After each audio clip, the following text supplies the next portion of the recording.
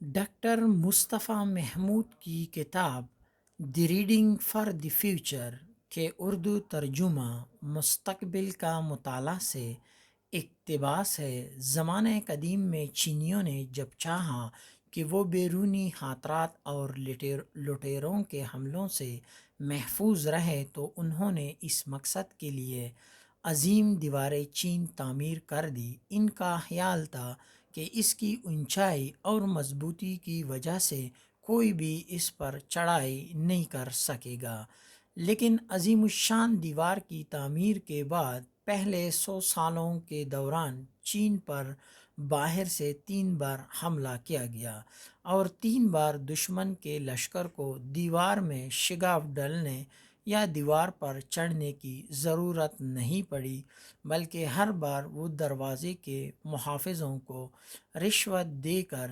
ملاتے اور دروازے سے اندر داخل ہو جاتے تھے۔ چینی دیوار بنانے اور دفاع کو مضبوط کرنے میں مصروف تھے، لیکن وہ عوام کو ایک قوم بنانا بھول گئے تھے۔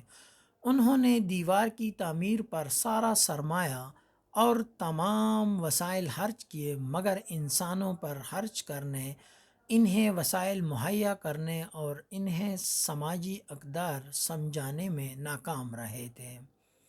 ایک شخص کی تعمیر کسی بھی چیز کی تعمیر سے زیادہ اہم ہے۔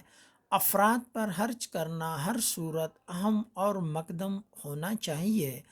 افراد کے معاشرے، ریاست اور ریاست کے دفاع کی تعمیر کا فائدہ ہوتا ہے، اور آج ہمارے نوجوان طلباء کو اسی اہم سبق کو سکھانے کی ضرورت ہے کہ جب وہ کسی انتظامی عہدے پر پہنچے تو وہ یاد رکھے کہ کیا اہم ہے۔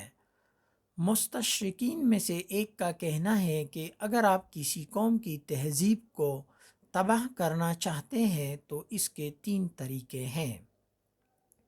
نمبر 1، خاندان کو تباہ کرنا۔ نمبر 2، تعلیم کو تباہ کرنا۔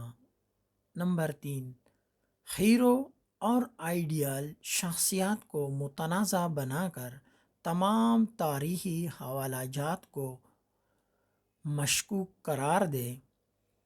خاندان کو تباہ کرنے کے لیے عورت کو بطور ماں کے کردار کو ختم کر کے اس سے محض گھریلو خاتون، ہاؤس وائف کے طور پر ہر جگہ متعارف کروایا جائے، تاکہ وہ ماں جو گھر میں خاندان کی ابتدائی اور اہم اکائی ہے، وہ شرمندہ ہو کر اپنے کردار سے متنفر ہو جائے اور خود کو محض کام کاج والی سمجھتی رہے۔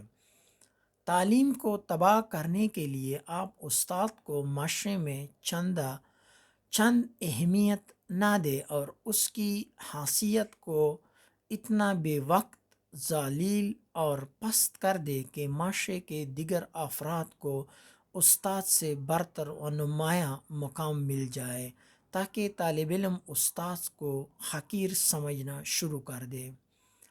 ہیرو، رول ماڈل، آئیڈیل شخصیات کو متنازع بنانے کے لیے آپ کو سب سے پہلے معاشرے کے اہل علم افراد کو حقیر ثابت کرنا ہوگا۔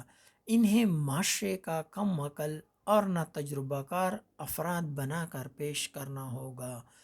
ان کے علم پر ہر وقت شکوک و شبہات کا اظہار کرنا ہوگا، تاکہ کوئی بھی اس کی بات نہ سننے اور نہ کوئی اس کی پیروی کرنے کا سوچے۔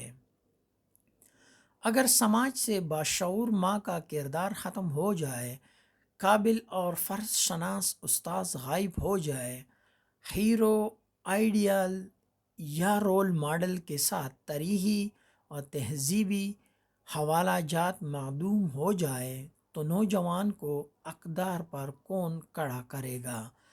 آج یہ تینوں کام، ماں، استاد اور اہل علم کے کردار کو کم کرنا بلکہ تضحیک اڑانے کا کام ہمارے معاشرے میں منظم طریقے سے جاری اور ریاست دیوار چین بنانے اور اس کے گلیمر کرنے میں مصروف ہے، جبکہ دشمن کامیابی سے نظریاتی سرحدیں پامال کرتا جا رہا ہے۔